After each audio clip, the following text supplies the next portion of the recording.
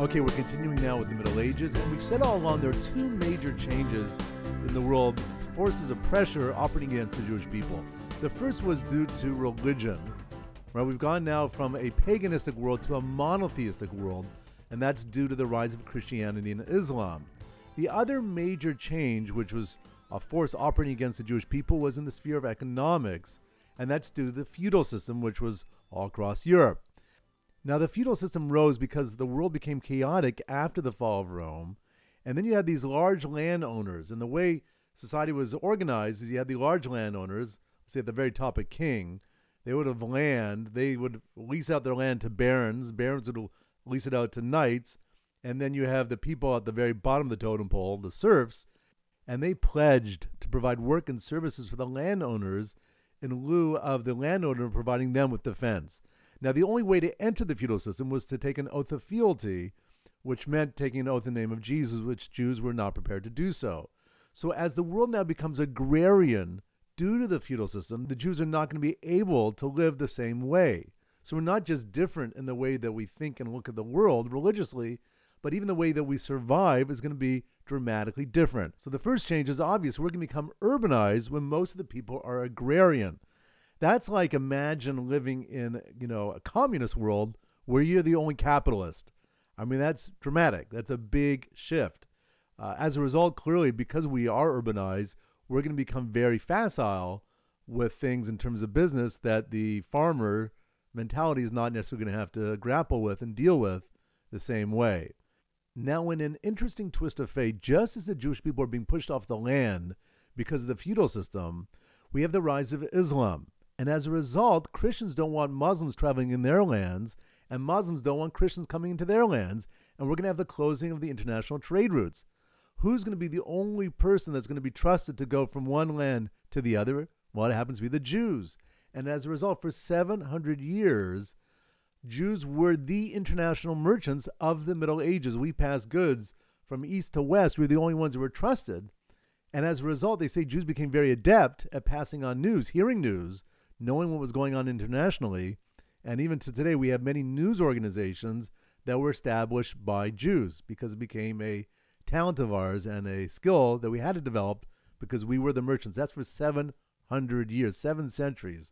So I want to stress that's a long time. Now, in another change in the Middle Ages, economically, we became the money lenders for the Christian world. That's because Christians became forbidden to lend money to one another at usury at interest.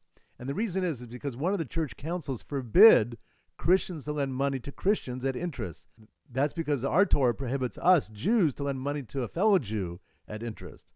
Well, clearly money makes the world go round. Where the Christians going to get their money from? That's needed to build up and to prosper. So they forced the Jews into the money lending business.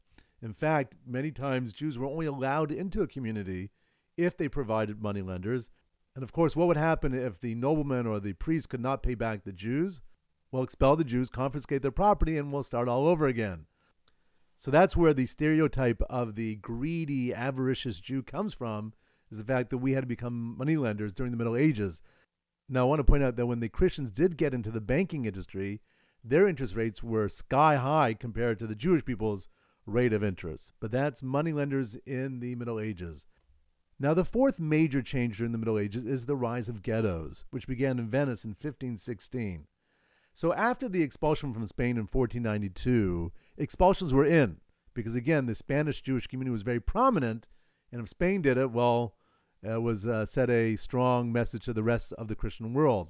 But on the other hand, the Christians realized that Jews greased the wheels of society, that economically it would affect them negatively if Jews were gone.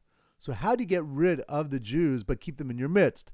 So we have the innovation of the ghetto, which were these closed quarters that during the day the Jews were allowed out of to participate in the marketplace, but at night they have to come back. They were guarded by sentries, often clearly squalid quarters, very oppressive inside, and that's how the Jews were forced to live.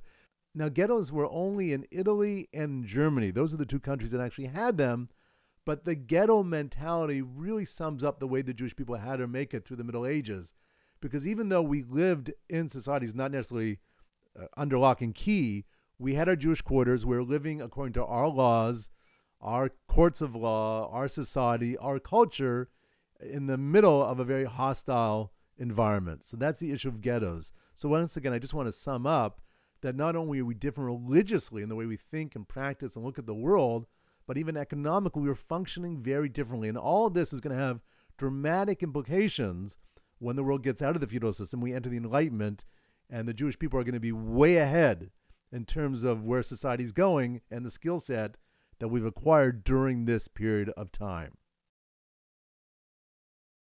So in the Middle Ages, we have the second major hardship, which is in the area of economics, and that's the result of the feudal system, which is essentially a caste system, and the Jews are not allowed to participate because we are not going to take the oath in the name of Jesus, and as a result, we become urbanized, where the most of the world is agrarian. We are merchants for 700 years because the international trade routes would otherwise close down, because with the rise of Islam just at the time of the feudal system, they're not going to trust one another. Christians and Muslims are not going to trust one another. So Jews become the international merchants. We also have to become the money lenders because Christians forbid each other to lend money to one another at interest. So we are the money lenders, and we're going to live in ghettos. First one began in Venice in the year 1516.